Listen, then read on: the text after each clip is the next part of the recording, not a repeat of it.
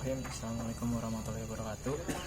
Di sini saya akan menjelaskan pertanyaan yang ada. Yang pertama, implementasi dari QA yang menggunakan array. Salah satu yang menggunakan array itu jumlah maksimum datanya itu dapat diketahui.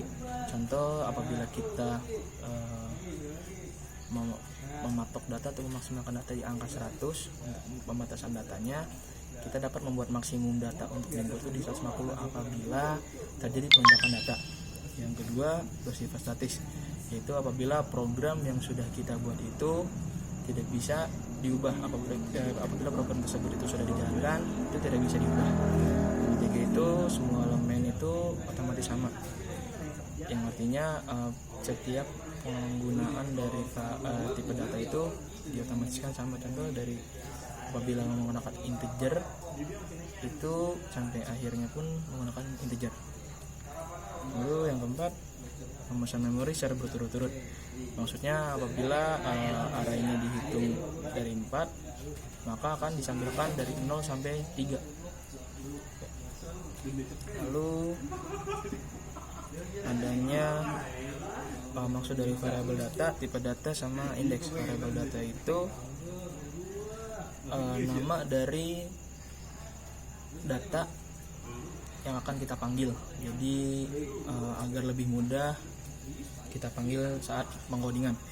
Lalu ada tipe data. Tipe data itu tipe data dari variabel yang kita variabel data yang kita jalankan. Contoh tipe datanya itu tadi seperti integer. Lalu yang ketiga itu ada indeks atau besaran dari jumlah datanya. Contoh mungkin kita ambil di sini 20.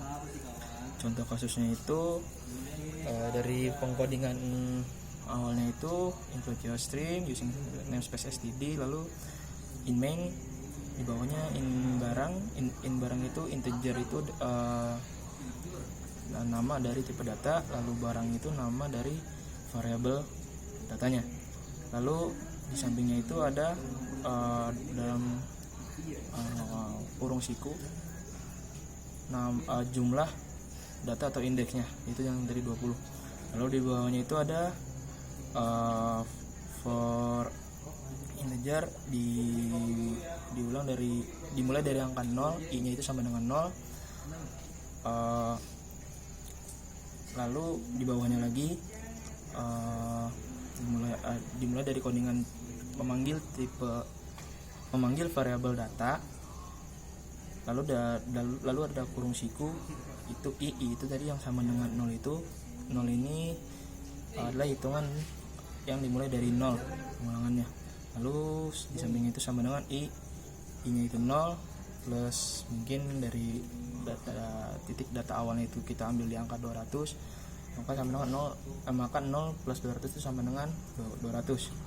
Lalu untuk pengulangan yang kedua itu ada i sama dengan 1.